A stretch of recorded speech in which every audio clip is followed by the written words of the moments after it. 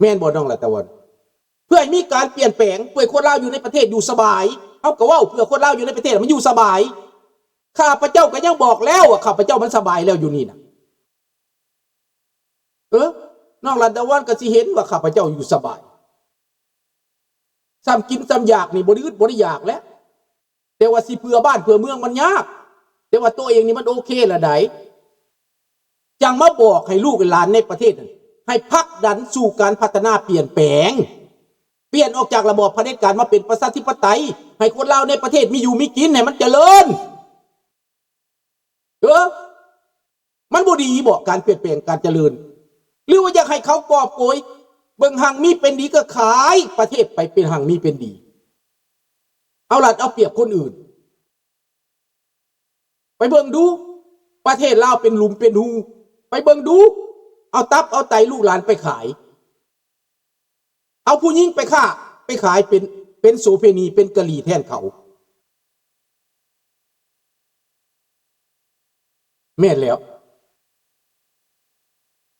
นี่ก็ว่าความจริงพี่น้องข้าพเจ้าว่าความจริงแม่นแล้วเห็นหน้าหลายอยู่พวกประเทศนอกอันเมื่อยามธรรมดาข้าพเจ้าบ่ด่าเด้อไปมาหาสู่เยี่ยมยามพี่น้องบ่เว้าแต่ผู้ใดไปสนับสนุนเขาผู้ใดไปเป็นเครื่องมือเขาข้าพเจ้าด่าเฮาต้องแยกแยะการไปเยี่ยมยามบ้านเกิดเมืองนอนเป็นเรื่องปกติพี่น้องไปมาหาสู่เป็นเรื่องปกติแต่ไปเป็นคนที่ว่ามาเคลื่อนไหวหั่นนะไปเป็นคนไปพร้อมเขาน่ะไปเห็นดีเห็นงามนำเขาอันนั้นข้าพเจ้าด่าเด้อต้องแยกกันให้ได้เด้อนี่ดังนั้นลูกหลานเราในประเทศต้องฟังความจริงข้าพเจ้าไปเบิ่งในกระแสข่าวคันบ่ในกระแสข่าวเพิ่นหุ่มย่อด่าอเมริกาด่ามหาอำนาจด่าโลกเสรีและบ่เบิ่งรัฐบาลตัวเองไปขอทานอยู่ไสล่ะสบายดีจังพวกลาวแดงพวกรัฐบาลปัจจุบันไปขอทานอยู่ไสไปขอทานนำอเมริกาไปขอทานนำฝรั่งเศสไปขอทานนำออสเตรเลียไปขอทานนำญี่ปุ่นไปขอทานมึงคือบอกไปขอทานนำเกาหลีเหนือคือบอกไปขอทานนำอิหร่านคือบอกไปขอทานนำโซเวียตและรัสเซียอันนี้คือความจริงคันพวกตะวันตกพวกยุโรปบ่ให้พวกอเมริกาบ่ให้พวกแคนาดาบ่ให้มันตายแต่โดนแล้วระบอกอันนี้นะความจริงพี่น้องมันเป็นความจริง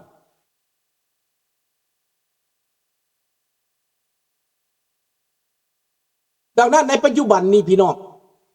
นายโปตินผู้ที่มันมากำเมืองลาวคุมเมืองลาวไว้นี่นะมันแทรกแซงประเทศลาวนี่นะจำไว้เด้อจำหน้าบักอังเติ้ลเด้อเบิดประเทศเวลาเปลี่ยนแปลงบักอังเติ้ลสิเอามันไปเฮ็ดหยังพี่น้องสิเฮ็ดหยังกับมันคิดตัวมันหลอกพี่น้องก็คิดเอาเองจับบักอังเติ้ลโลดจับก่อนหมู่พี่น้องให้มันให้ห้องต้องแตกจับไปให้ลุงก็ได้ลุงสิถามมันความจริงมึงดูมันบิดเบือนความจริงมันว่ามันมีความหูความรักมันไปเฮียนมาแต่มันสมองหมาปัญญาควายพี่น้องมันขายประเทศมันสนับสนุนเผด็จการมันสนับสนุนฆาตกรพวกตีนนี่มันฆาตกรพี่น้องมันเป็นฆาตกรบักอังเติ้ลสนับสนุนปูตินสนับสนุนอิหร่านสนับสนุนเกาหลีเหนือบักนี่ก็แม่นโตการพี่น้องหมาพานของโปรตีนหมาพานของทองลุนหมาพานของสอนใส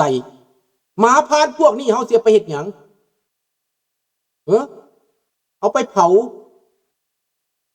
เลยเฮ็ดหมาปิ่นเอาไปให้ฮานอยเอาไปให้บักกันโฮจิมินห์กิน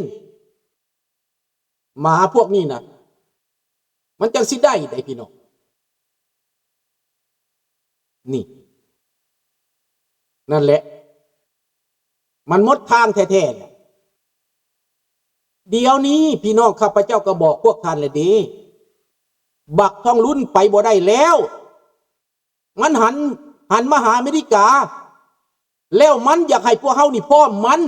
เพื่อให้อเมริกาให้เงินมันขอทานได้คันเอาพร้อมมันหั่นน่ะมันก็เลยขนขวายโฆษณาส่วนเสือแต่สิมาตัวเฮาจังไดเจ้าเฮ็ดบ่ดีมาแล้วในตอนนี้นายปูตินเป็นอะไรหัวหน้ามันสิตายเลยเด้อเดี๋ยวนี้พวกโอลิกาของรัสเซียนั้นเขาอาจจะซอกวิธีทางคนล้มเขาอาจจะซอกวิธีทางรัฐประหารประชาชนรัสเซียบ่เอาปูตินแล้วบ่มักปูตินแล้วบ่มักสงครามแล้วเอาไปเป็นปุ๋ยมังม่วงเนาะน้องธนพรก็สิเป็นอย่างสั้นแหละเฮาก็สิจังสั้นบ่แต่ข้าพเจ้าสิเอาไปอบรมให้มันเรียนจัก3 ปีนี่จนมันเปลี่ยนเอาไปปรับทัศนคติคือเขาเฮ็ดเฮาอันที่บอกเชื่อไปแนวนั้นบอกแต่ว่าย่านประชาชนเมียนก่อนทันทีเดี๋ยวนี้บักทองรุ่นไปบ่ได้แล้วต้องแลนหน้ามาหาอเมริกาเพราะเงินอเมริกามีรัสเซียก็มาขอเงินอเมริกาแล้วเดี๋ยวนี้นะแต่ว่าอยากทำลายเขาไปบอกเอาอาวุธให้อิหร่านยิงไปใส่อเมริกา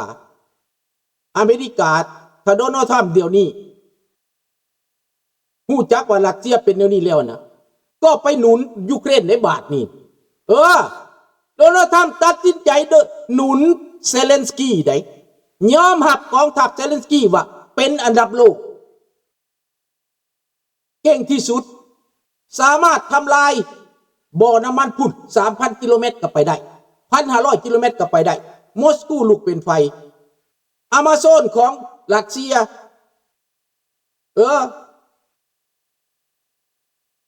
เป็นขายปีกขายส่งทางออนไลน์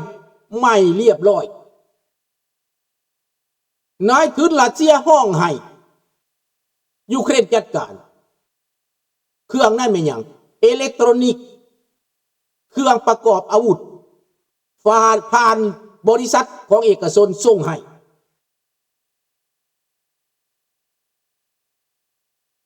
แม่นแล้วใกล้จะจบแล้วมันใกล้จะจบแล้วอีกบ่นานใกล้จะจบแล้วดังนั้นคนเราในประเทศถ้าติดตามไปบอกให้มาติดตามข้าพเจ้าจะได้รู้ความจริงข้าพเจ้าติดตามข่าวทั้งวันทั้งคืนเกือบ24 ชั่วโมงตื่นยามใดเบิ่งข่าวยามนั้นตื่นยามใดเบิ่งข่าวยามนั้นบ่แม่นเบิ่งช่องเดียวเบิ่งทุกช่องเบิ่ง Fox News เบิ่ง CNN เบิ่งข่าวฝรั่งเศสช่อง15ช่อง24เบิ่ง LCL เบิ่งเบิดทุกช่องเบิ่งฮอตช่องยูเครนเบิ่งฮอตช่องรัสเซียข้าพเจ้าเบิ่งเป็นหยังเพื่อฮู้จักข่าวและเอามาวิจารณ์วิจัยได้เบิ่งข่าวไทยก็เบิ่งเกือบทุกช่องแต่เห็นแต่ข่าวโปรรัสเซียโปรจีนนั่นแหละข่าวไทยกันว่าเอาจริงเอาจังได้ว่าอเมริกานี่ว่าเอาจริงเอาจังได้ต่อต้านอเมริกาเอาจริงเอาจังได้เพราะได้กินเงินจีนหน้าไหวหลังหลอกได้กินเงินจีนสร้างอเมริกาเพื่อจะเป็นคอมมิวนิสต์ประเทศไทยกันอย่าไปน้ำคอมมิวนิสต์ลืมว่าตัวเองเป็นประชาธิปไตยลืมว่าตัวเองเป็นโลกเสรีลืมประเทศไทยก็ลืมตัวเองได้ข่าวสารไปพร้อมทั้งนั้นเบิดคิดว่าเพิ่นสิรอดให้เพิ่นพร้อมเขานั่นน่ะสมัยสงครามโลกครั้งที่2ไปพร้อมญี่ปุ่นอเมริกาอภัยอังกฤษอภัยรอดแต่ครั้งนี้บ่รอดได้กันไปพร้อมจีนน่ะบ่รอดได้อันนี้ว่าความจริงประเทศใดพร้อมจีนเนี่ยบ่รอดโลดเอาเห็นไหมบ่ต้องเบิ่งยากดอกพวกฮูตี้นี่จักหน่อยกระเบิดอิสบอลก็จักหน่อยกระเบิดฮูตี้นี่ประเทศเยเมนนี่นะรัฐบาลเยเมนหั่นนะ ได้รับการสนับสนุนจากซาอุดิอาระเบียอเมริกาก็ต้องหนุนรัฐบาลเยเมนปราบพวกฮูตีอเมริกาเขาบ่อยากเข้าไปแทรกแซงซื่อๆแต่ครั้งนี้คิดว่าเขาแทรกแซงเขากำจัดพวกฮูตีแน่นอนซอยซาอุเพราะว่าเขาจับมือซาอุแล้วแต่ก่อนนั้นเขาบ่จับเขาให้ซาอุต่อสู้กับฮูตีโดยลำพังนี่แต่ครั้งนี้จะบ่แม่นลำพังได้แต่ก่อนอเมริกาบ่จับมือกับเลบานอนปล่อยให้เลบานอนต่อสู้กับพวกเฮซบอลเลาะห์โดยลำพังเพราะอเมริกาคิดเครียดแค้นรัฐบาลเลบานอนปล่อยให้พวกหัวหุ่นแห้งนั้นทำลายอเมริกาตายอยู่ในเลบานอน 3-400 ศพในปี 1970 กว่าศึกสงครามยืดเยื้อมาแบ่งแยกเรื่องชีอะห์กับคาทอลิกในเลบานอนเอาสงครามศาสนามาอยู่ลาวนี่เอาสงครามลัทธิอยู่เลบานอนเอาสงครามศาสนาอยู่เยเมนก็สงครามศาสนาพวกหัวหุ่นแดงทั้งนั้นแต่เขาว่าบ่หยุดบ่เซาเขาโฆษณาส่วนเสือบ่หยุดบ่เซาให้เฮานี่นะเสียเปรียบย้อนว่าบ่ฟังข่าวเสียเปรียบย้อนว่าบ่เชื่อกันเสียเปรียบย้อนว่าบ่ฟังกันสบายดีภาษาอยู่สบายดีเด้อถ้าคนเราเฮาฟังกันเข้าใจกันนะเป็นพลังอันมหาศาลพี่น้องใต้ดินบนดินฟังกันเชื่อกันผลประโยชน์ของเราล้วนๆอันนี้ไปนิยมเจกนิยมแก้วนิยมโซเวียตรัสเซียเป็นหยังลาวบ่นิยมกันแหนคนลาวก็มีดีกว่าพวกนั้นหลายเด้อดีมันมีดีหลายเด้คนลาวนี่หักเสื้อแพงชาติหักเสื้อหักแผ่นดินหักบรรพบุรุษห่วงใยตัวเองแต่ว่าเผด็จการบ่ให้ห่วงใยเผด็จการกีดกันมันไผกีดกันบักทองรุ่นบักสอนใสอุปสรรคของเราในตอนนี้แม่นทองรุ่นกับสอนใส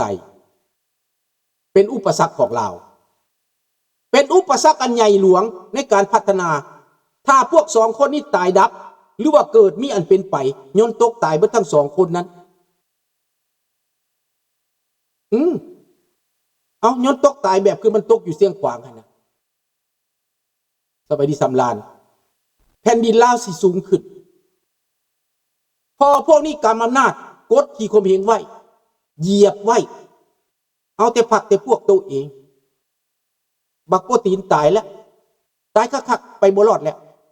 ติดต่อหาอเมริกาและขอการช่วยเหลือแล้วให้อเมริกาหาทางออกให้แล้ว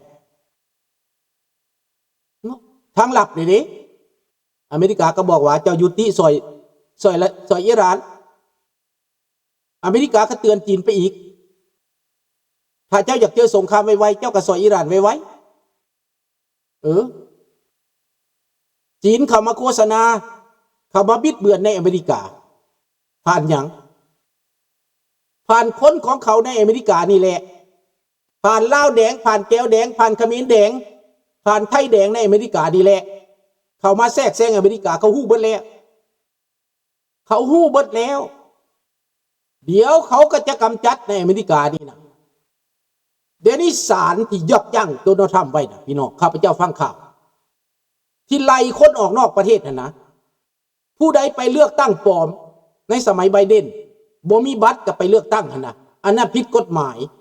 สามารถจับได้สามารถเนรเทศได้แล้วศาลอนุญาตแล้วศาลสูงสุดอนุญาตแล้วพี่น้องวานนี้ข้าพเจ้าบึกแต่ก่อนนั้นศาลยับยั้งไว้ตอนนี้ผู้ใดเฮ็ดเส้นตัวอย่างพวกอเมริกาใต้พวกเม็กซิกันพวกเวเนซุเอลาพวกใดก็แล้วแต่ที่บ่มีสัญชาติมาเที่ยวมาแล้วไปเลือกตั้งมาขออยู่มาขอลี้ภัยแล้วไปโหวตเพื่อว่าสิได้คะแนนเพราะพวกเดโมแครตเขาบอกว่าผู้ใดไปโหวตให้เขาสิให้ได้สัญชาติเขาสิให้ได้อยู่ดังนั้นพวกเรพับลิกันนี่ขึ้นมาก็ต่อสู้เรื่องนี้ถูกศาลยับยั้งไว้แต่ในตอนนี้กวาดล้างอีกแล้วพี่น้องจะจับอีกแล้วพวกบ่มีสัญชาติจะส่งออกนอกประเทศผู้ใดไปปล้นบัตรเขาไปกวดเห็นแหละ